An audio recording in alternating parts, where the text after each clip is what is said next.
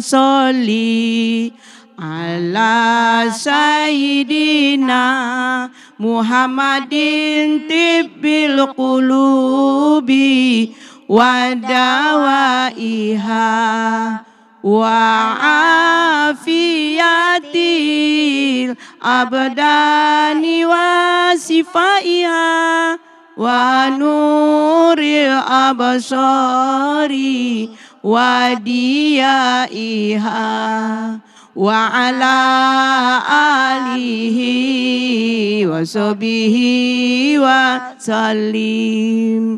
Allahumma sholli ala sayyidina Muhammadin tibbil qulubi wa dawaiha wa afiyatil abdani wa sifaiha wa nuril absari wa diyaiha wa ala alihi wa sahbihi wa sallim. Assalamualaikum warahmatullahi wabarakatuh. Waalaikumsalam warahmatullahi wabarakatuh. Alhamdulillahirabbil alamin, hamdan wa syukran lillahi amma ba'du. Puji syukur kehadirat Allah Subhanahu wa taala. Pemirsa, alhamdulillah kita kembali berjumpa dalam acara Nuansa Iman. Alhamdulillah saja di hati. Tentunya kita akan mengulas kajian menarik nantinya bersama dengan narasumber kita yang sudah hadir. Dan tema kita pada hari ini luar biasa terkait dengan kewajiban kita sebagai seorang muslim, yaitu kewajiban muslim terhadap orang-orang yang meninggal dunia. Apa saja yang seharusnya kita laksanakan akan kita bahas bersama dengan Al-Mukarram Ustazah Eliza SAGM SOS. Assalamualaikum Ustazah. Waalaikumsalam warahmatullahi wabarakatuh. Kabar baik Ustazah ya? Alhamdulillah. Alhamdulillah. Mudah-mudahan lancar dakwah kita ya Ustazah ya. Amin, Ini sangat amin. penting ya Ustazah, karena memang kita tidak akan terlepas dari yang namanya kematian dan juga akan gantian nanti dalam proses ini. Dan tentunya kita juga bersama dengan ibu-ibu yang luar biasa, sangat semangat, cerah-cerah sekali ya Bu ya, dari Majelis Taklim Sumatera Barat. Assalamualaikum ibu-ibu. Waalaikumsalam warahmatullahi wabarakatuh. Apa kabar ibu-ibu? Subhanallah, alhamdulillah, Allahu Akbar. Menjadi kewajiban seorang muslim terhadap muslim lainnya yang meninggal dunia. Apa saja sebenarnya poin-poin ini Ustazah? Tafadhalil masykurah. Baiklah, kewajiban muslim terhadap muslim yang meninggal dunia ada 4 fardu kifayah yang harus kita segerakan. Yang pertama, memandikan jenazah. Yang kedua, mengafani jenazah. Yang ketiga, mensolatkan jenazah. Dan yang keempat, menguburkan jenazah. Di 4 poin itulah kewajiban kita kepada saudara-saudara kita yang meninggal dunia. Itu menjadi 4 poin. Iya, 4 poinnya. Kita lanjut aja kita lanjut aja ya ibu-ibu Majelis Taklim semuanya. Baiklah ibu-ibu yang berbahagia, pada sore yang berbahagia ini bertemu kembali bersama kami dalam materi kewajiban muslim terhadap muslim yang meninggal dunia. Kita sebagai manusia diciptakan oleh Allah di muka bumi ini akan menempuh kullu nafsin dha'iqatul maut. Setiap yang bernyawa pasti merasakan kematian. Suka tidak suka, mau tidak mau, semuanya akan kita jalani. Maka kewajiban kita kepada muslim yang berada di lingkungan kita sendiri atau keluarga kita sendiri ada 4 fardu kifayah. Yang pertama, memandikan. Bagaimana kita melihat di Kota Padang, Sumatera Barat, kita sudah melihat sendiri di lapangan bagaimana orang diselenggarakan. Setelah kami lihat khusus Kota Padang ini, kita lihat ada 2 prosesi memandikan jenazah. Ada namanya mandi baradai, ada namanya mandi syariat. Kedua-duanya itu sama-sama dipakai karena kedua-duanya itu masih masuk ke dalam Al-Quran dan Sunnah. Makanya ibu-ibu yang kami cintai, memandikan jenazah itu sebetulnya tidak sulit, ya, dan tidak menakutkan. Kenapa? Kami sudah berpuluh-puluh tahun bergelimang dengan mayat, satu pun nggak pernah ngapain dia Bu, nggak pernah dia bilang sakit ustazah, jangan ustazah, udah ustazah, nggak ada. Dia diam aja Bu. Sekalipun jasanya udah hancur, nggak bisa lagi berbuat apa-apa. Tetapi setelah diselenggarakan, adem-adem aja ibu. Nggak pernah dia komentar. Ngapain kita kok takut dengan mayat kan gitu. Nah, jadi memandikan jenazah itu nggak rumit. Yang perlu kita syarat memandikan jenazah. Ya Bu ya. Berarti ada syarat-syaratnya ya Ustazah syaratnya.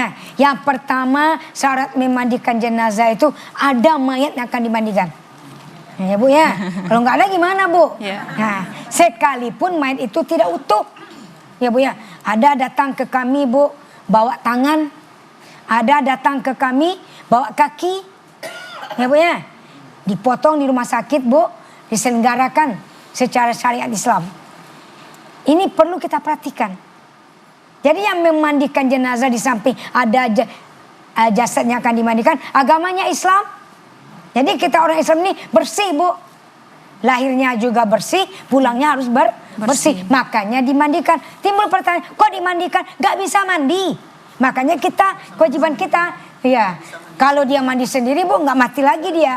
Hidup kayak kita. Ya. Jadi yang sebetulnya memandikan jenazah, sebaik-baik yang memandikan jenazah adalah keluarga terdekat bagi jenazah, bukan orang lain. Ya, kenapa demikian? Kalau keluarga yang memandikan jenazah, otomatis akan menutup aib si mayat, akan menutup segala yang akan berkemungkinan menimbulkan fitnah bagi mereka. Tapi orang lain Bu, kita nggak tahu. Ya, makanya sebaik-baik yang memandikan jenazah adalah keluarga terdekat bagi jenazah, bukan orang lain. Tapi kan kadang ada kalimat kami nggak bisa. Oh, Nah gitu. ini yang mesti kita pelajari juga ya Ustazah ya. Makanya ibu-ibu yang berbahagia, Ibu Majlis Taklim. Nah ini ladang amal ini ya. Bu, mempelajari ilmu tentang jenazah hukumnya fardu ain. Ya. Wajib bagi kita orang muslim. Tapi menyelenggarakan baru fardu kifayah. Bu, ibu kita, ayah kita, saudara kita, tetangga kita pasti mati. Nah makanya sebaiknya kita belajar. Di Majlis Taklim kan ada pembelajaran pelatihan jenazah. Ya Bu ya. Nah, makanya Bu jangan sekedar dilatih Bu. Langsung ke lapangan. Sekurang-kurangnya keluarga kita meninggal, kita sudah mampu untuk melaksanakannya. Berarti syarat pertamanya sudah pasti harus ada jenazahnya ya Ustazah ya. Kalau nggak ada jenazah ngapain kita ke sana? Syarat keduanya apa lagi nih agamanya Islam. Nah, agama Islam. Yang ketiga, kalau jenazahnya wanita, yang memandikan wanita. Kalau jenazahnya laki-laki, yang memandikan juga laki-laki. Kecuali, nah ini kecuali nih, istri meninggal dunia, suami dan anak laki-laki boleh memandikan. Atau, boleh hukumnya. Ya, boleh memandikan. Begitupun sebaliknya Ustazah ya. Sebaliknya, suami meninggal, istri dan anak wanitanya boleh memandikan. Kami nih Bu, pemandi mayat nih Bu, di lapangan. Kalau ibu-ibu meninggal, saya panggil suaminya, saya panggil anak laki-lakinya masuk ke dalam. Nah gitu kita. Kan kadang-kadang masyarakat nggak gitu Bu. Kamu laki-laki keluar. Kan gitu. Kasihan kita kan Bu. Ya, anaknya Bu, tanpa orang tua anak tidaklah lahir. Ya, setelah itu Bu, syarat selanjutnya menutup aib si mayat. Apa yang kita lihat, apa yang kita saksikan, ibu harus menutup rapat-rapat, tidak bola itu keluar. Ditanya sama orang, Bu, bau ya? Enggak. Bu, gitu ya Bu? Enggak tahu saya, enggak ingat. Daripada ibu jawab, oh iya, berdosa kita Bu. Iya, Bu. Terakhir, memandikan jenazah, menutup aurat jenazah. Kalau wanita dari leher sampai ke bawah. Ya. Ingat ibu-ibu, kalau kita memandikan jenazah, jasadnya yang kita bersihkan, tapi roh menyaksikan sewaktu dia dimandikan. Maka tutup rapat-rapat auratnya. Kan ada sebagian Bu, nggak apa-apa, kita kan sama wanita. Jangan, kata-kata itu buang lagi Bu, udah. Ya, jangan dipakai lagi. Ya, ya Bu ya. Kasihan kita, hari ini aja Ibu tutup semua kok. Ya Bu ya. Nah, besok dibuka sama orang, gimana Bu? Nah, malu. Ya malu kan Bu. Makanya di awal tadi Bu, sebaiknya keluarga. Baik. Tidak boleh membuka aurat si mayat. Ya, dan melihat aurat si mayat. Itu memandikan. Baik, berarti itu syarat terakhir sudah selesai Iya, Ustazah selesai, ya. Tapi kalau secara teknisnya ini Ustazah kan masih ada juga kita yang belum mampu untuk mencoba gitu ya Bu ya. Bagaimana cara atau proses memandikan ini yang benar Ustazah? Memiringkan kiri kanannya, mengeluarkan isi perutnya atau ada doakah yang saat kita lakukan? Silakan. Baiklah ibu-ibu yang berbahagia, memandikan jenazah bagi kita ini yang akan memandikan jenazah disunatkan kita yang hidup ini beruduk terlebih dahulu. Kita beruduk. Ya, kita beruduk dulu sebelum menyelenggarakan jenazah. Tapi kita haid, Bu. Kita nggak sholat. Boleh nggak kita memandikan jenazah? Boleh. Iya, boleh kita. Karena haid itu, Bu, haid itu, Bu, ya, tidak menghalangi seseorang untuk memandikan jenazah. Syaratnya beruduk dulu. Ya Bu ya, ibu dianggap bersih sementara. Waktu salat baru hukum berlaku haram. Kan ada kita bilang, kamu tidak salat, memandikan, pergi kamu keluar, kamu tidak bersih, kamu tidak suci. Bu, yang meninggal itu ibunya. Dan kasihan kita Bu, mandi terakhir. Ya, Bu, niat mandi. Kalau bahasa Arabnya ya Bu ya, nawaitul khusla lihadhil mayyitati fardhu kifayati lillahi ta'ala. Itu wanita. Bahasa kita Bu, sengaja aku memandikan ini mayat perempuan. Fardu kifayah karena Allah. Nggak bisa bahasa Indonesia, bahasa sehari-hari. Yang penting lapaskan di dalam hati. Ya Bu, niat. Sewaktu kita memiringkan jenazah ke kiri dan ke kanan, bismillahi wa ala millati rasulillahi sallallahu alaihi wasallam. Coba sama-sama Bu. Bismillahi wa ala millati rasulillahi sallallahu alaihi wasallam. Ibu memiringkan ke kiri, ibu memiringkan ke kanan, ibu mengangkat, semuanya dibaca itu. Kalau penggunaan air bagaimana Ustazah? Kalau penggunaan airnya, kata Rasulullah, siramilah jenazah itu dengan bilangan ganjil. 1, 3, 5. Kalau itu kamu anggap perlu.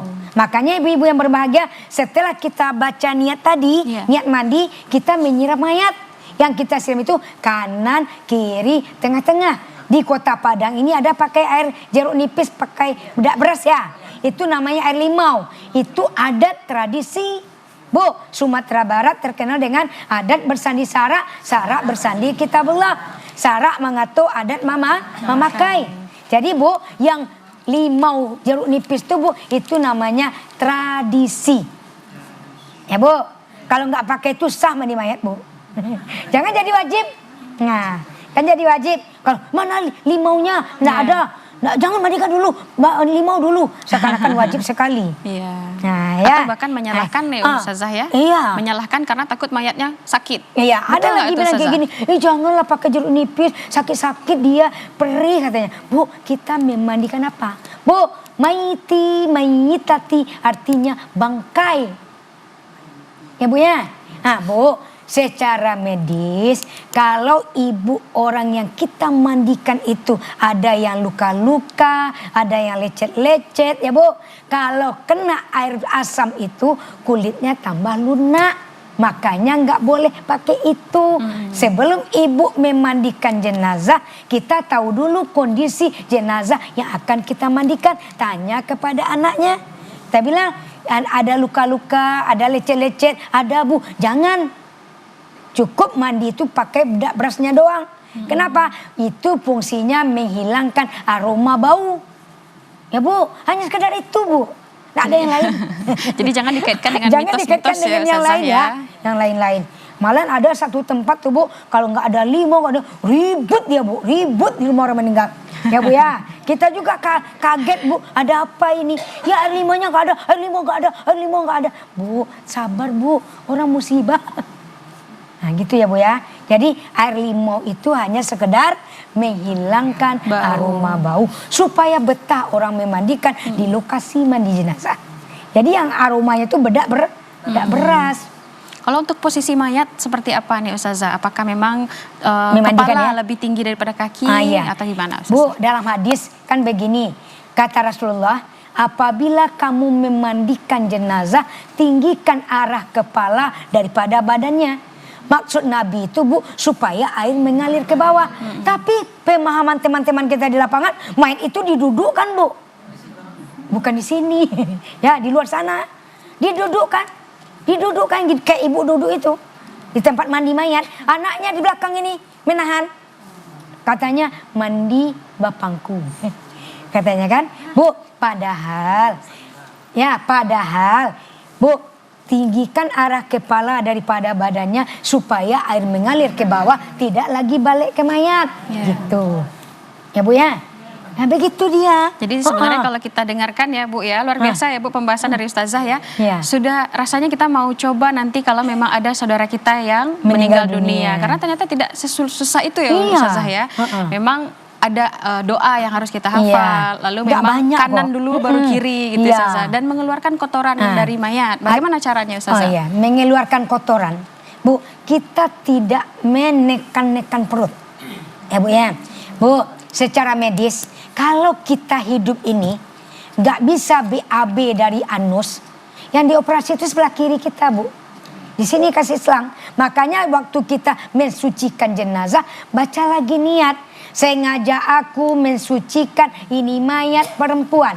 Fardu kifayah karena Allah. Nawaitul istinja lihadihil mayyitati. Fardu kifayati lillahi ta'ala. Ya Bu, tangan kiri kita menunggu di pintu anus. Ya, tangan kanan kita mengelus sebelah kiri. Bukan perut ini yang ditekan. Nanti keluar ususnya. Yang bersih itu di pintu Bu, di pintu. Di pintu anus. Bukan memasukkan sesuatu ke lubang anus. Itu sama menyiksa mayat. Oh iya. Nanti kita iya Bu. Banyak gitu ya Ustazah. Jadi ini memang jadi banyak perbedaan-perbedaan yang memang seharusnya diluruskan kembali ya Ustazah. Jadi kalau memang mengeluarkan kotoran mayat, walaupun sudah jadi mayat ya Ustazah ya. Kayak orang kan baru sakarat itu pas meninggal supaya gini-gini jantung. Itu umuman kalau mayat jangan. Baik Ustazah. Berarti memang kalau untuk proses memandikan sudah selesai pembahasan kita ya Ustazah ya. Bagaimana Bu? Masih semangat? Ya, masih semangat ya Ibu. Kita masuk kedua ya. Baik, nuansa iman. Alhamdulillah. Saja di hati. Tapi kita tahan dulu ya Ustazah. Jangan kemana-mana dulu pemirsa. Tetap saksikan nuansa iman. Kita akan segera kembali.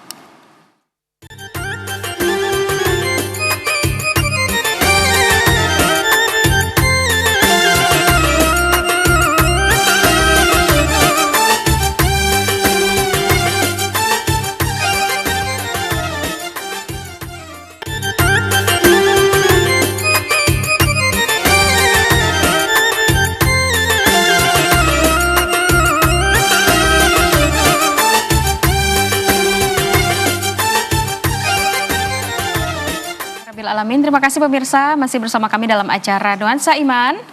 Alhamdulillah.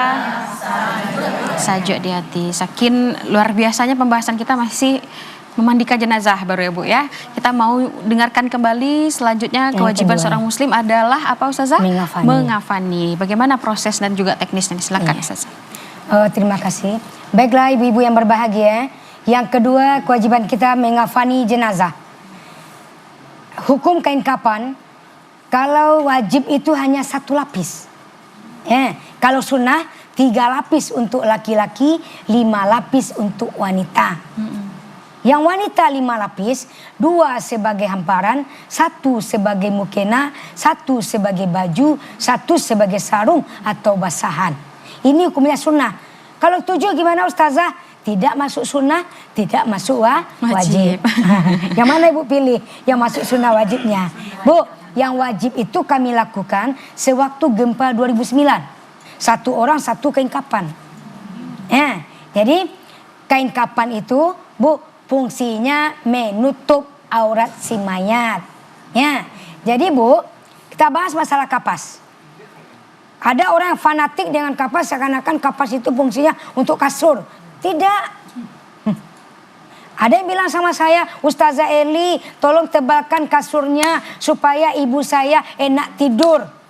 Badannya udah kurus, gak sakit-sakit kalau tidur di tanah katanya. Saya bilang, Bu, bukan kapas yang besar menjadikan tempat tidur yang empuk. Amal ibadah. Fungsi kapas dalam kain kapan hukumnya tidak wajib. Hanya antisipasi seandainya kotoran keluar dari tubuh si mayat, maka diserap oleh kapas, kain kapan tidak kena, terhindar mayat dari fitnah. Kembali. Itu aja. Jadi memang ini yang perlu ini perlu kita luruskan. Bukan sebagai kasur. Kadang-kadang saya heran, Bu. Saya pergi sebelum memandikan jenazah ya. Ibu pergi, udah ada 3 panci kapas sudah dibuka sama ibu-ibu. Saya tanya, berapa orang yang meninggal? 1. Loh, kok banyak kali kapasnya untuk kasur katanya. Nah, Bu ya, jadi ini tidak kita boleh juga mubazir ya, mubazir. Bu, kapas itu sesuai kebutuhan jenazah. Bu, kami Bu menyelenggarakan jenazah yang hancur. Menyusun-nyusun Bu. Ya, udah hancur dibersihkan, tidak dimandikan Bu. Dibersihkan aja, disusun rapi-rapi, dikafani. Ya, dikasih kapas di bawah. Bagi yang penyakit, mungkin udah lama tidur, di belakangnya udah memar. Ya Bu, atau kakinya juga sakit Bu. Nah, bagian-bagian sakit itu di situ agak tebalkan Bu. Bukan kita tebalkan sebetebal kasur yang 20 cm itu. Enggak. Ya. Nah, jadi saya luruskan kembali, fungsi kapas hanya sebagai mengantisipasi. Seandainya keluar kotoran dan cairan dari tubuh si mayat diserap oleh kapas dan dia terhindar dari fitnah. Baik Ustazah, berarti sudah 2 poin kita bahas ya Ustazah ya, terkait dengan kewajiban seorang muslim kepada muslim lain yang meninggal dunia. Kita tahan dulu Ustazah, sepertinya ibu-ibu ada yang ingin bertanya, kita persilakan. Iya boleh, silakan Ibu. Terima kasih Bu Kiki. Assalamualaikum warahmatullahi wabarakatuh. Waalaikumsalam warahmatullahi wabarakatuh.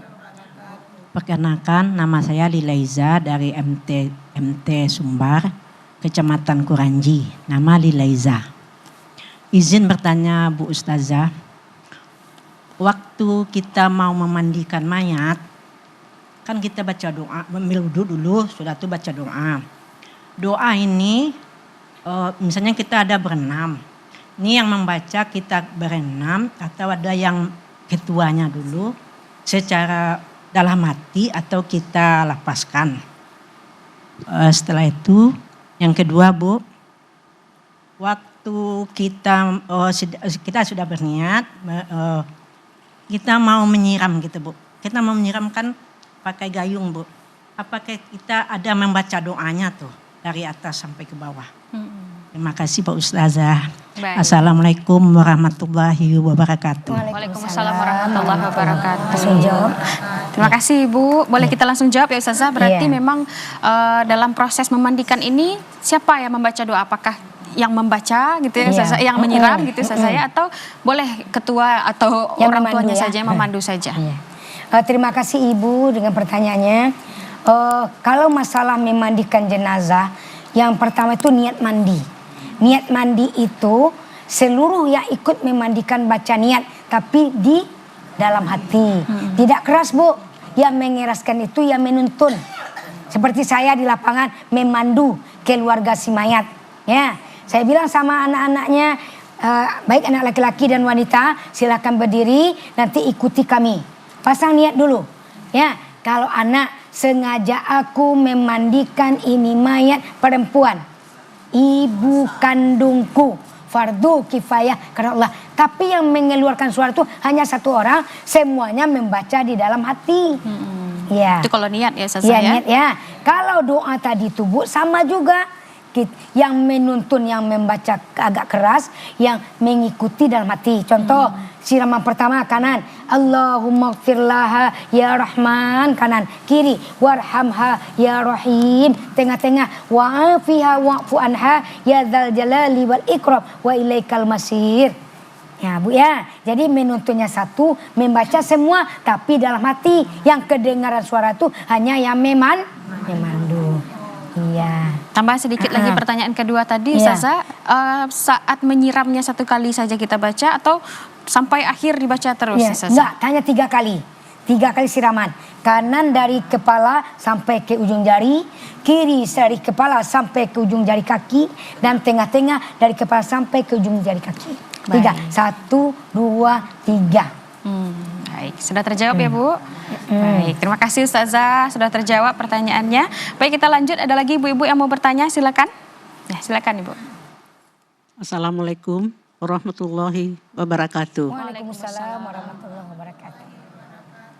Saya kenalkan, nama saya Enok Liti dari Majelis Taklim Sumbar, Kecamatan Nanggalo.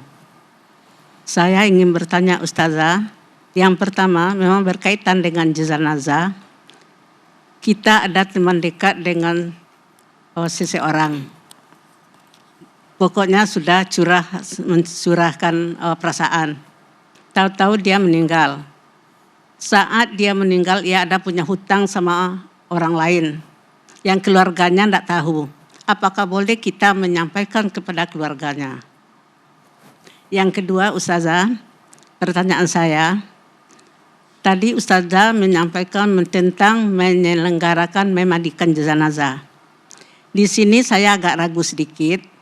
Yang Ustazah sampaikan tadi adalah keluarga.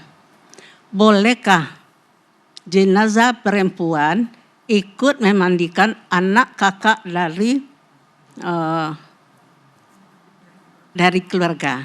Atau jenazah laki-laki bolehkah anak kakak atau adik dari keluarga yang meninggal? Terima kasih. Assalamualaikum warahmatullahi wabarakatuh. Waalaikumsalam warahmatullahi wabarakatuh. Langsung kita jawab ya Ustazah. Kalau terkait dengan yang terakhir dulu kita jawab ya Ustazah. Boleh nggak kira-kira memandikan itu ikut juga sepupu gitu yang juga berlawanan jenis gitu? Terima kasih Ibu. Dalam memandikan jenazah, keluarga besar itu udah masuk seluruh rumpun. Ya, mungkin sepupunya, ya, mungkin saudara bapaknya gitu Bu. Boleh masuk. Ya, tapi di Padang ini kita lihat Ibu ya, 11 kecamatan, kalau mandi beradai, orang pakai tugas masing-masing, kan Bu? Nah, bako katanya, pasumandan, anak baranak tuh jatuh ke kita Bu. Ya, bukan anak kandung, anak dari saudara. Ya, jangankan itu Bu, teman kita aja, saya apalagi Bu. Siapapun orangnya bukan keluarga saya, bukan siapa-siapa, saya mandikan Bu. Hukumnya boleh, memang kewajiban kita. Ya Bu ya. Tapi sebaiknya adalah keluarga terdekat supaya terhindar dari fitnah. Ya, yang Bu. penting catatannya auratnya terjaga ya. Auratnya terjaga. Kan ada orang, sebagian orang ya Bu ya. Tangan saya sebelah kiri ini Bu sering menampar orang di lokasi Ibu. Ya, saya bilang sewaktu kita akan memandikan jenazah ada sesuatu terlihat yang agak aneh. Ibu cukup mandikan ke badan. Jangan Ibu sebut. Saya bilang terus Bu. Baru saya miringkan ke kiri nampak ada lubang. Pap kata saya Bu. Langsung Bu. Kena kiki Ustazah. enggak jauh-jauh. Ya kan? Langsung Bu. Kenapa? Dengan kata satu orang tadi Bu, akan timbul lagi keluar. Banyak fitnah-fitnah dari luar lagi, tambah lagi bolanya keluar. Iya, betul. Nah, makanya Bu, saya lebih lagi kepada keluarga terdekat. Jadi ini mengingatkannya sangat keras ya Ustazah ya. Jangan sampai ini dibacakan keluar. Dibacakan. Sekalipun Ibu, kan ada kita jenazah tuh Bu, ada aromanya. Tidak tahan kita Bu. Tahan. Jadi pemandi jenazah itu siap mental Bu. Siap mental. Ya, apa saja yang dihadapkan ke kita, ingat diri kita Bu. Ya Allah seperti ini, saya gimana ya Allah. Tambah yakin kita menolong saudara kita. Baik, tapi kalau enggak, akan menimbulkan fitnah. Akan kita perbola, saya memandikan jenazah. Apa tuh? Jangan lagi mandikan mayat. Iya betul Ustazah. Ya Bu. Jadi ini memang perlu berikan penegasan ya Ustazah ya. Kalau memang kita, ini sebuah kewajiban tapi jangan sampai dibicarakan. Baik Ustazah, kita jawab pertanyaan yang pertama tadi. Kalau terkait dengan hutang piutang seperti apa Ustazah? Apakah boleh kita teman dekat menyampaikan ke keluarga atau malah ini wajib disampaikan? Terima kasih Ibu. Kalau masalah utang piutang itu harus dibayar. Ya, kita tahu dia berutang, berarti kita sebagai saksi. kita menyampaikan ke keluarga yang ditimpa musibah. Si A berutang sama si B. Saya yang tahu. Ibu menyampaikan, ya, baligul ani walau ayah, kulil hak walau kana murah. Katakan yang benar sekalipun pahit. Seandainya timbul pertengkaran, masa iya tuh, ibu tenang, aman. Ibu tugas ibu menyampaikan, ya Bu. Maka jatuhnya wajib juga disampaikan jatuhnya ya wajib Ustazah menyampaikan ya. Bu. Ya, wal takum minkum ummatun yad'una ilal khair wa ya'muruna bil ma'ruf wa yanhauna 'anil munkar wa ulaika humul muflihun. Hendaklah ada segolongan umat di antara kamu yang menyuruh kepada yang baik, mencegah dari yang munkar. Itulah orang-orang beruntung. Itulah dia Ibu. Kita Jadi sampai harus ya, Bu, jangan ya? Ibu pendam. Ya. Ya. Nah, Baik ya, Bu. Ustazah. Syukran Ustazah Ya, Ki. sudah dijawab. Sudah terjawab ya Bu ya. Nanti sampaikan ya Bu. Ya. Ada lagi ibu-ibu yang ingin bertanya, silakan. Assalamualaikum warahmatullahi wabarakatuh. Waalaikumsalam warahmatullahi wabarakatuh. Perkenalkan, nama saya Farida Amrianis dari MT Sumatera Barat, Kecamatan 2x11 Kayu Tanam. Izin Ustazah bertanya, mungkin tadi kita kan ada yang dikatakan wajib mensolatkan. Kebetulan yang si mayit tidak pernah sholat. Apakah kita wajib juga mensolatkannya? Itu yang pertama Ustazah. Yang kedua, yaitu tadi yang mengkafani tadi, kalau sudah dikafan dia meninggal di rumah sakit, kebetulan sampai di rumah, apakah boleh kita buka kembali wajahnya atau tidak? Mungkin itu pertanyaan saya. Terima kasih Ustazah. Terima kasih kembali Assalamualaikum warahmatullahi wabarakatuh. Waalaikumsalam warahmatullahi wabarakatuh. Pertanyaan luar biasa ya Ustazah. Ya. Kita jawab dari yang mengkafani dulu nih Ustazah. Ya. Apakah mengkafani ini kalau sudah di rumah sakit selesai biasanya sudah dimandikan ya Ustazah ya? Sudah dimandikan. Boleh kita buka kembali untuk melihat wajah si mayat? Mungkin keluarga belum melihat. Bagaimana? Silakan Ustazah. Baik lagi, Ibu, kalau seandainya jenazah, biasanya jenazah yang dimandikan di rumah sakit itu biasanya berkasus. Ya, ada kecelakaan, ada sesuatu itu tidak boleh lagi diketahui oleh orang lain.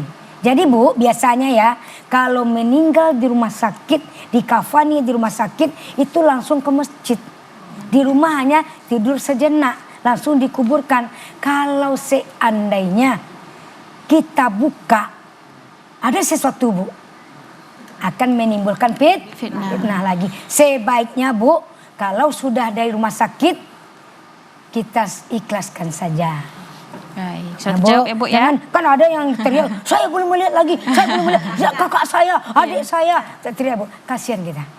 Dia sudah dibersihkan. Dihindarilah hal-hal begitu ya Ustazah hal-hal ya. yang akan menimbulkan Fitnah. Mumpung kalau nggak ada, kalau ada Bu, mulut orang mana bisa kita rem. Ya. Makanya hati-hati kita ya Bu. Yang pertama. Yang kedua, dalam melaksanakan Penyelenggaraan menyolatkan. mensolatkan Ini juga jenazah. masuk kepada poin ketiga ya Bu, Ustazah ya. Ya, yang akan kita bahas Iya, ya betul. Kiki ya. Bu, mensolatkan jenazah. Kewajiban muslim kepada muslim yang lain. Mensolatkan jenazah. Yang gitu Bu.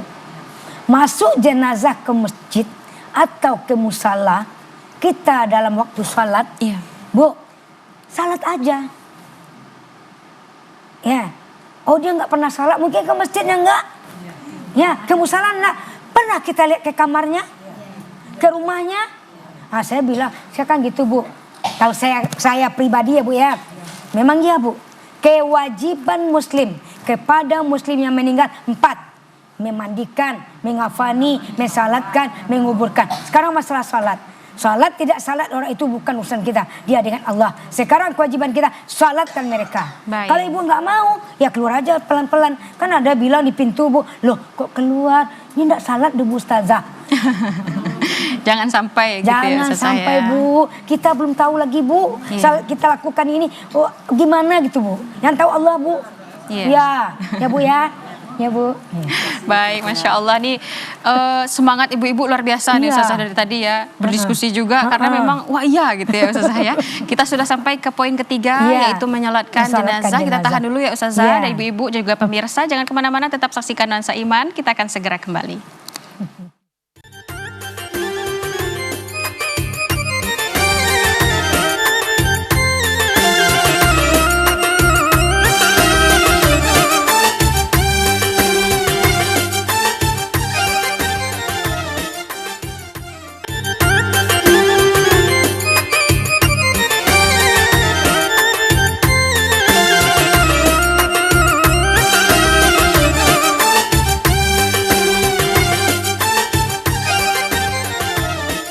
Alhamdulillah, terima kasih pemirsa masih setia bersama kami dalam acara Nuansa Iman. Alhamdulillah.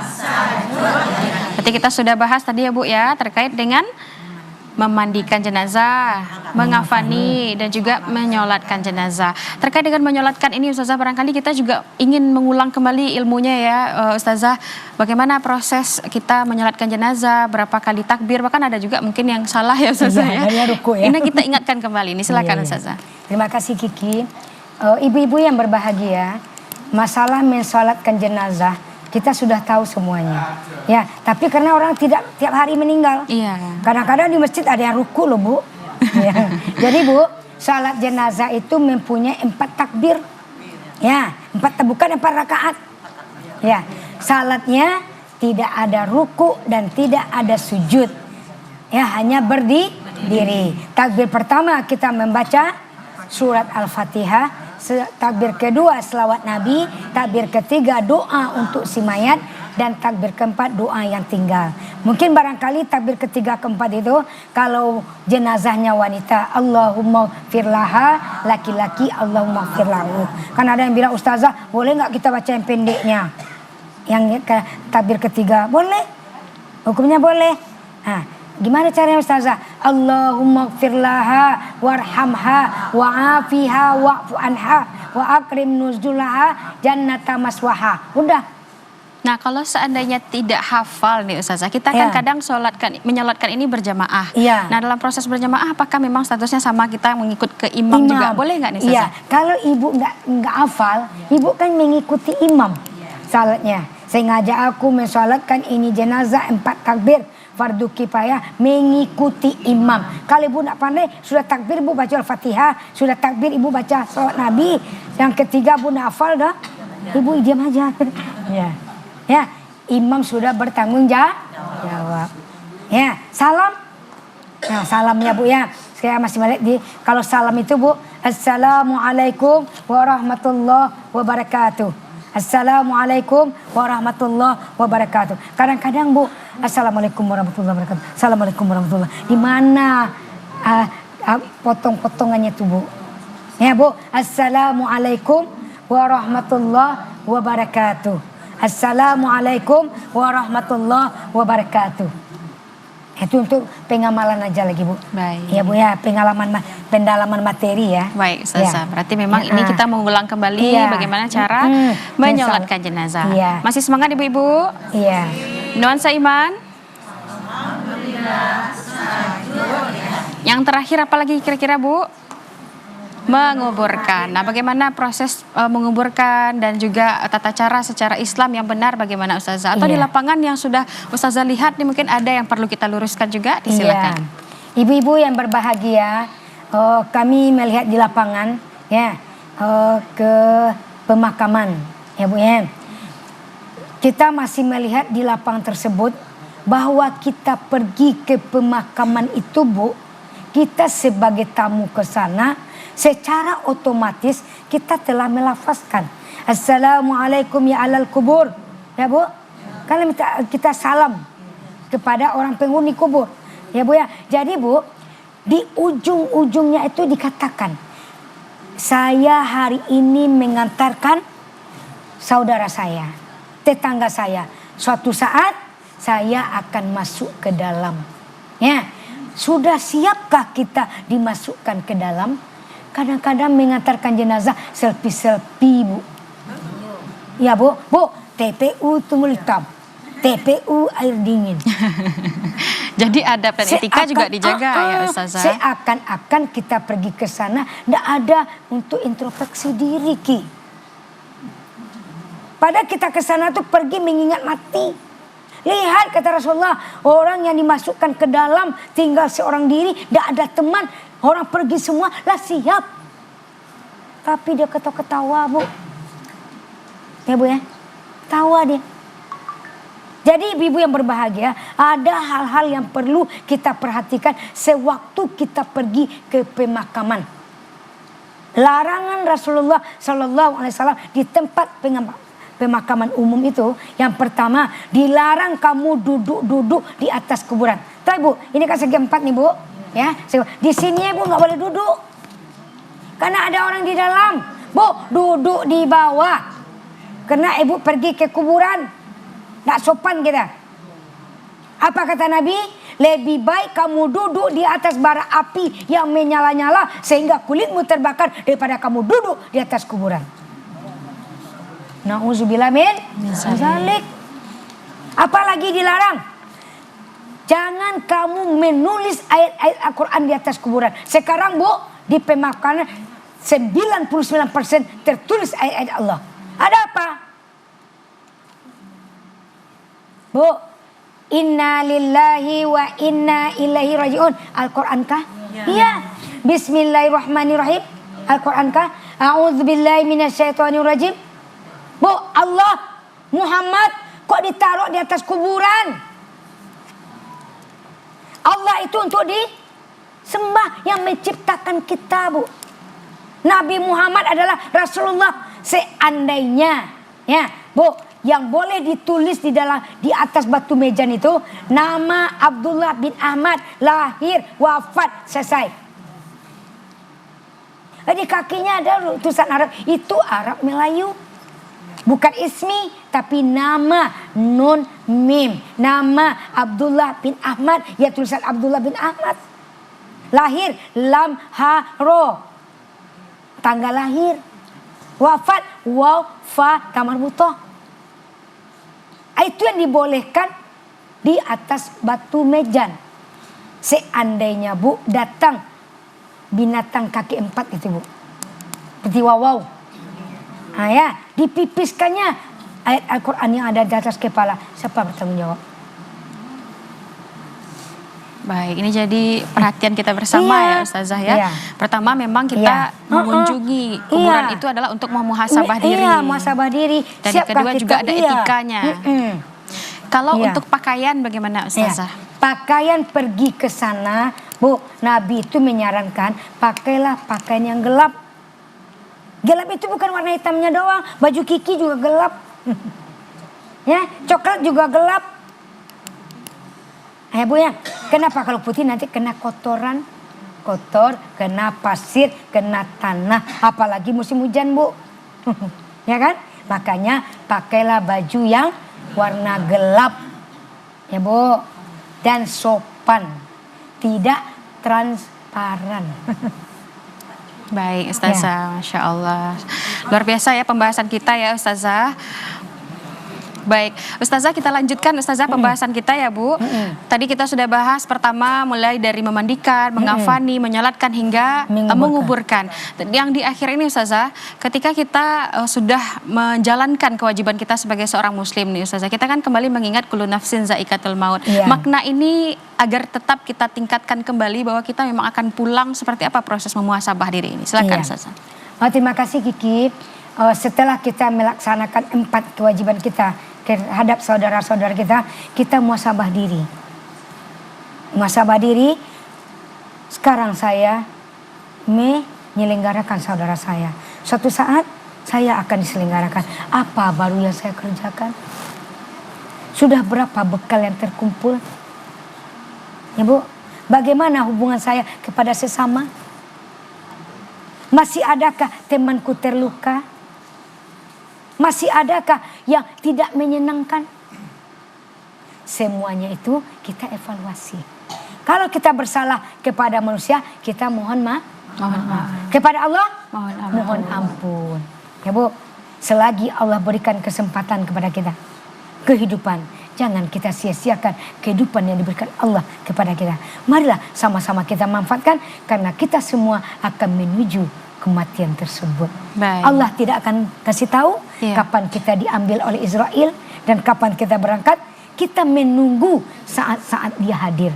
Dengan menunggu itu, tunggulah dengan suatu amal ibadah yang berlipat ganda.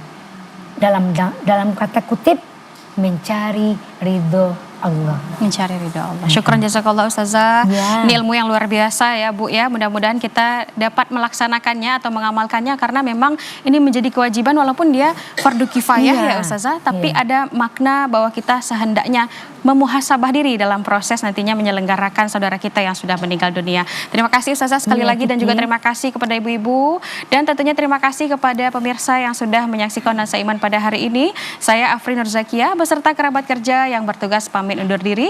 Billahi taufik wal hidayah. Wassalamualaikum warahmatullahi wabarakatuh. Waalaikumsalam warahmatullahi wabarakatuh.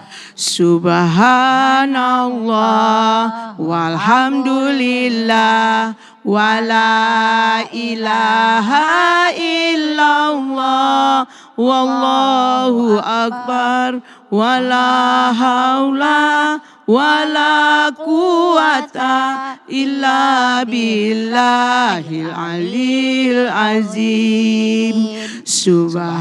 Subhanallah walhamdulillah wala ilaha illallah Allahu akbar wala haula wala quwata illa billahil aliyil azim.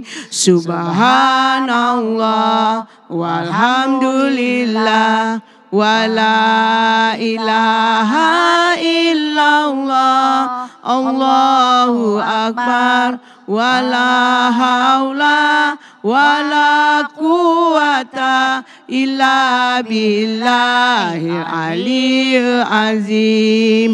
Subhanallah